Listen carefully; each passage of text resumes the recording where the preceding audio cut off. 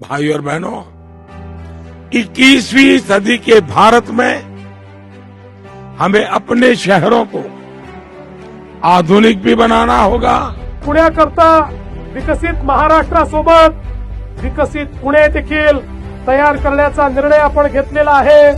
शहरांचा वेगवान आणि शाश्वत विकास हे आदरणीय पंतप्रधानांचे आपल्या न्यू इंडियासाठीचे विजन आहे आणि याच विजनला गती देत मुख्यमंत्री देवेंद्र फडणवीस यांच्या पीएमआर ग्रोथ या संकल्पनेतून पुण्याच्या प्रगतीची एक नवी व्यापक आखणी प्रत्यक्षात उतरत आहे।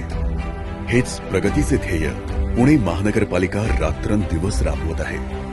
अर्बन चॅलेंज फंड अंतर्गत 16 गावांचा विकास असो वा नागरी गतिशीलता, प्रत्येक पुणेकराचे जीवनमान सुखकर करणे हेच पालिकेचे मुख्य धोरण आहे। पुण्याच्या सांस्कृतिक वैभवात आज एका अभूतपूर्व शिल्पाची भर पडत आहे। जंगली महाराज रस्त्यावरील छत्रपती संभाजी उद्यानात बुधभूषण ग्रंथ रचतानाच्या मुद्रेतील छत्रपती संभाजी महाराजांचे 10 फूट उंचीचे भव्य कांस्य शिल्प साकारले आहे। 5 कोटी रुपये खर्चून उभारलेल्या या परिसरात महाराजांनी रचलेले 9 निवडक संस्कृत श्लोक 10 भव्य दगडी भिंतींवर कोरले आहेत। यामुळे हा परिसर प्रत्येक पुणेकराला महाराजांच्या गौरवशाली इतिहासाची प्रेरणा देत राहील। आरोग्य क्षेत्रात पुण्याचे पाऊल अधिक भक्कम करत बाणेर येथे आपुलकी मेडिकल सेंटर या कॅन्सर स्पेशल हॉस्पिटलचे अनावरण होत आहे।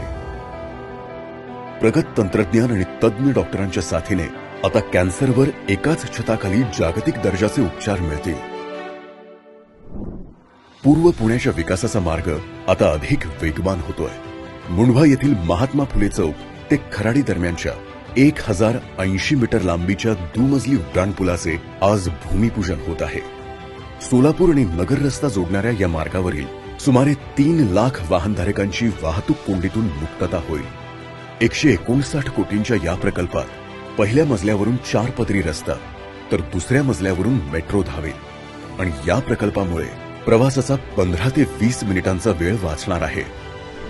पुण्यातील नागरिकांसाठी समान पाणीपुरवठा प्रकल्पांतर्गत दोराबजी पॅराडाईज, एनआयबीएम आणि महमदवाडी परिसरात तब्बल 9 पाण्याच्या साठवण टाक्यांचे आज लोकार्पण होत आहे।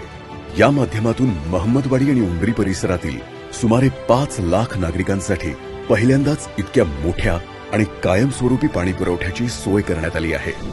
केवळ प्रकल्प उभे करणे नव्हे तर पुणेकरांच्या सोयीसाठी दर्जेदार सुविधा निर्माण करण्याचे समाधान आज आम्हाला आहे आणि म्हणूनच पुण्याच्या या नव्या प्रगती पर्वाचा आम्हाला अभिमान आहे।